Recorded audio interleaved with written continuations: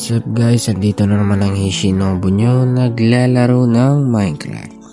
Sa Minecraft na ito ay naglalaro tayo ng pet sim sa may Lightboat City at makikita nyo yan sa Bedrock kung naka-Bedrock kayo.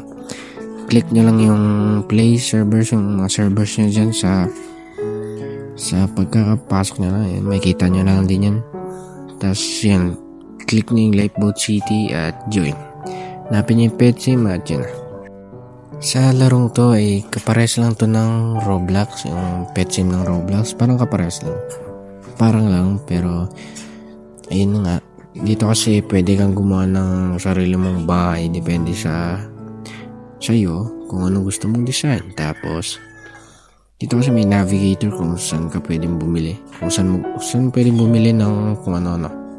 Dito may police station, may kung ano man dito. Meron dito yung eskwelahan. Parang real life lang. Normal na buhay lang yan. So magagalaw-galaw muna ako dito. Bago pa lang kasi ako dito kaya nagtitingin-tingin muna ako. Magta-timelapse ako dito kasi matagal-tagal itong pagkagala ko dito sa syudad na to kasi wala pa akong alam dito sa mga bagay-bagay dito. At tinitingnan ko naman yung paligid ko para alam ko kung ano ba meron dito.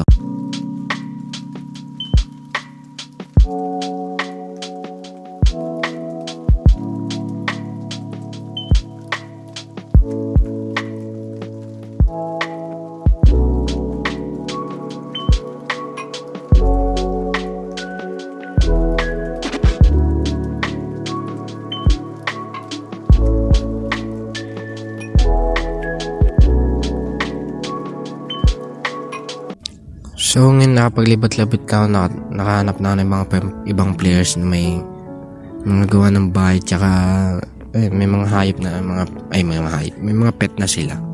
Ngayon mamit ako ng navigator para pumunta sa shopping mall. May titignan ako doon at bibili ako ng mga supplies para sa bahay. Tsaka kukuha na din ako ng pet. Bali ang simula pa kasi siguro na ito is pag nakakuha ka ng pet, sa egg ka muna magsisimula. Tapos mga about kapag inilagaan mo yung pet na yun, ayun, lalaki siya. Mag-hatch yung egg. Tapos yun, makikita mo na kung anong random kasi yan, hindi siya depende kasi sa egg na nakuha mo. Bali, makikita mo lang kapag na-hatch siya kung anong klaseng hayop meron. So ngayon maglilibot-libot na naman ulit ako kasi hanapin ko na kung saan yung shopping mall kasi hindi ko alam kung saan yun. Yun. Ay meron ditong rentahan ng bike ko. Kaso $50, magsasayang ka lang ng pera. Naglalakad na lang ako. So lalakarin ko na lang. Saan kaya dito yung shopping mall? Dito. Ito. Ito nga. Dinuturo na itong compass. Meron din silang park dito. Tignan natin kung ano meron dito sa loob. Baka makahanap tayo ng mga kinakailangan natin. So ayun, nakapasok na ako sa shopping mall at ito, nagtitikin-tingin ako kung ano meron dito. Itong binibenta ni ate is bakit minatake sa akin. Karma, hinabol ng pulis.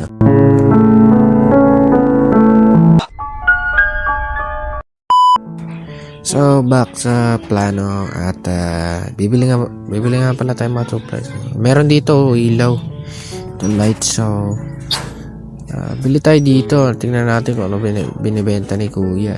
Check natin. Okay, try ko tong lantern. Ano kaya magkano? Yung mahal.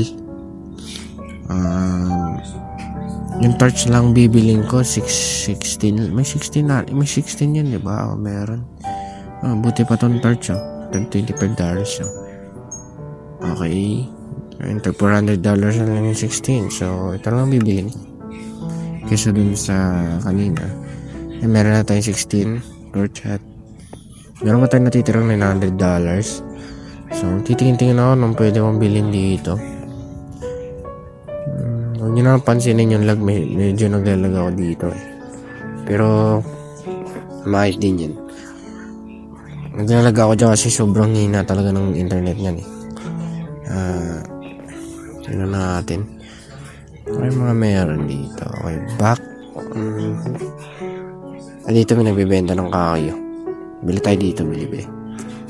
Para dun sa bahay natin mismo, bibili tayo dito kahoy. Ang bibiling ko lang is yung wood lang. Yung oak wood dun. Yun yung bibiling ko. Yan lang bibiling ko.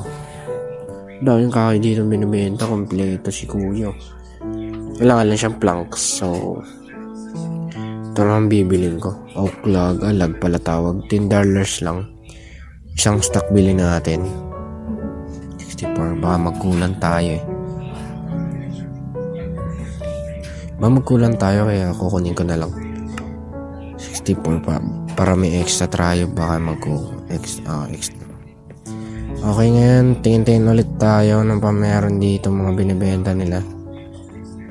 Or sakto na to. At hayop na lang kailangan ko. Pet na lang, pet. Just need egg, Yan kailangan natin. Egg. Grabe lag dito banda. So, hindi ko alam kung saan yung bilihan ng egg. Pero, dahil nakabili na ako ng mga supply is, pupunta muna ako sa eskwelahan ngayon. Check ko kung ano meron sa eskwelahan nila. Kung maganda ba yung pagkakagawa ng owner ng Lifeboat City na server. Tingnan natin kung maganda ba. So, dire-diretso lang tayo dito. Tamang lakad lang. Okay.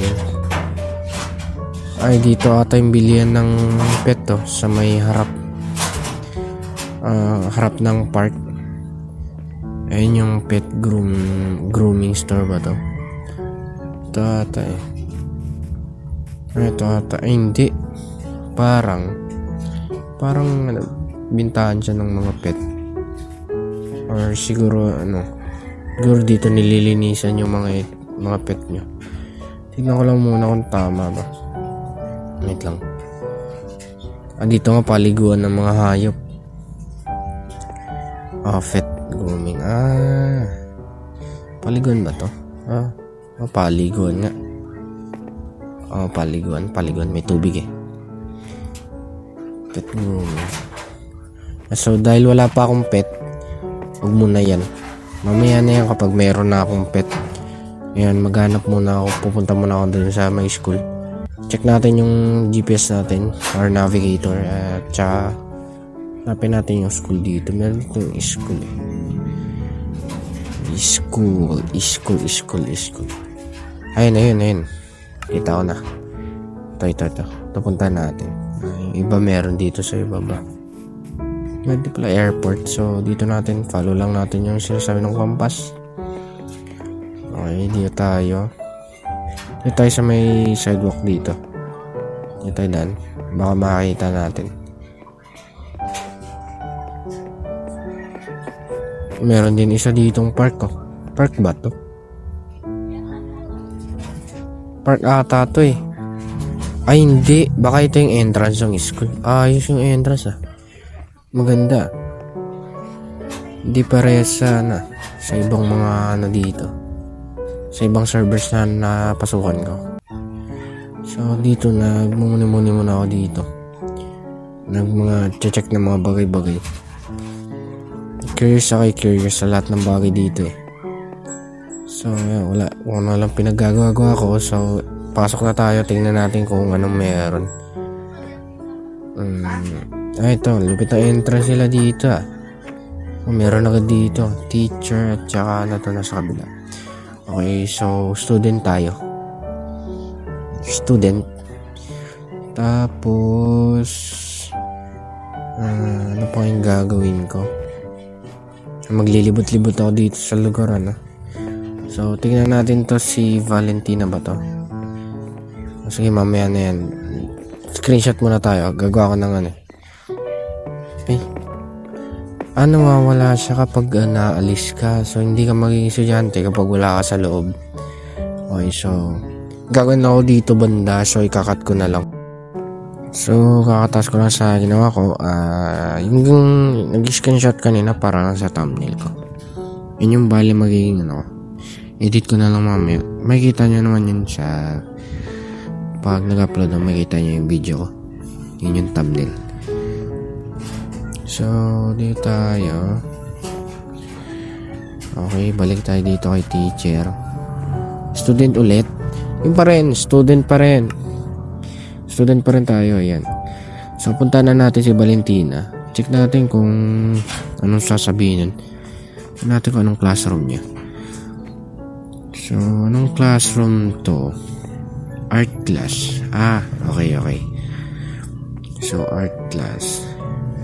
Check natin kung anong mga sasabihin ng NPC na to. Okay.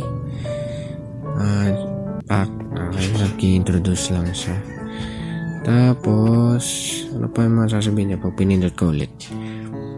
Nagtatanong lang, ayun lang. Okay, siguro ganito rin yung mga sasabihin ng ibang NPC dito. So, i-skip ko na lang dito. Magkakat na lang ulit ako.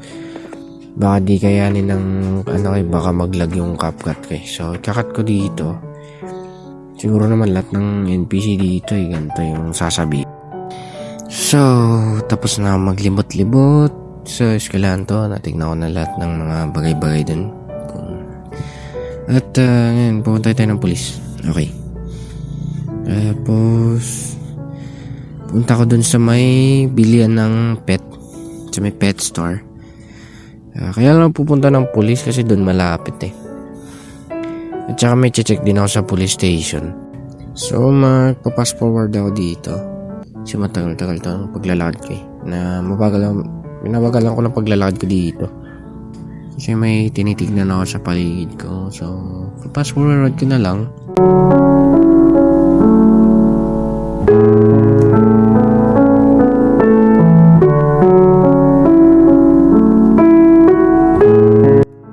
Napahinto ako dito sa lugar na to. Dito sa store na to. Kasi akala ko may nabasa kasi akong pet. Tas may store, hindi pala. Pagkain pala mga binibenta dito sa mga kinakailangan ng pet natin yung binibenta. Yung binibenta nila dito eh. Okay, tapos white bed. Diyan natin patutulugin yung natin. May nagbibenta din sila dito ng kahoy. Goods. At ngayon, lalawas tayo. Punta tayo dun sa may mismo bilihan talaga ng store. Hindi na ako pupunta doon sa may police station. Tinatamad ako eh. So, pupunta ako dito sa may pet store. Check ko muna to. Ito yung diba? Ito yung shopping mall kanina. Ito ba yun? Check ko lang kung ito yun. Kung ito yung shopping mall, check ko. May nanghit na naman sa akin. Habulin ulit ng pulis yan. Tingnan nyo, habulin ng pulis yan. Diba sabi ko na eh. Nabul ulit ng pulis eh. Ang dami talaga mga siraulo dito. Yun, hinit niya po. Tapos hihit ulit ako niyan. Kala ko hit pa ako eh. So, pasukin natin to. Tingnan ko kung ito ba yung bentahan ng pet. Tingnan ko nga. Ay hindi, bumalik lang ako sa pinunta ko kanina eh. Sa ibang entrance lang pumasok. So, labas tayo dito.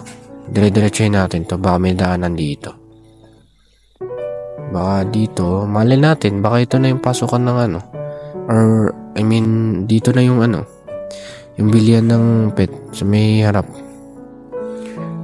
Babasa lang ako dito. If pet shelter. Parang ito na ata yun. Check ko nga. Pet shelter. Diyan na naman siya. Siya ulit. Si Tiger Crafts ulit. Ayun. Hinabol ulit ng pulis. Gusto kong patayin eh. Wala namang ginagawa doon. So ito na nga. Check natin Gladys Friday. NPCs yun pa rin. Kagaya lang sa mga teacher doon or student ata yung mga taong nasa school. Parang to never mind na lang. Ang ganda ng carpet nila ang ganda ng design. So check ko dito, pet seller. Sabi ko na dito ka eh. Dito yung bentahan ng pet. Get your free egg. Ayun, nakuha tayo ng itlog. Is a noble speech starting ano to? Starter egg ba to? May mga epic din pala dito. Starter egg. Oo nga, starter egg nga. So, ito yung mga kailangan natin gawin para sa kanya para sa kanya mag-hatch. Ayan, preferred foods and beverage. Bottle of water, yan na naman siya. Hindi ko na pinapansin. So, XP is wala pa. So, pag na-max natin XP niyan, mag-evolve yan. Mag-hatch siya sa itlog niya. Mag-hatch yung itlog. Ayan, makikita natin kung ano yung tsura nun. Dito na siguro tatapusin yung video at gagawa na lang ang mga episodes na itong pet sim ng Lifeboat City na to. At yun lang, at maraming salamat sa panonood. Huwag kalimutan i-click yung subscribe at saka yung bell button. Thank you for watching. See you next video.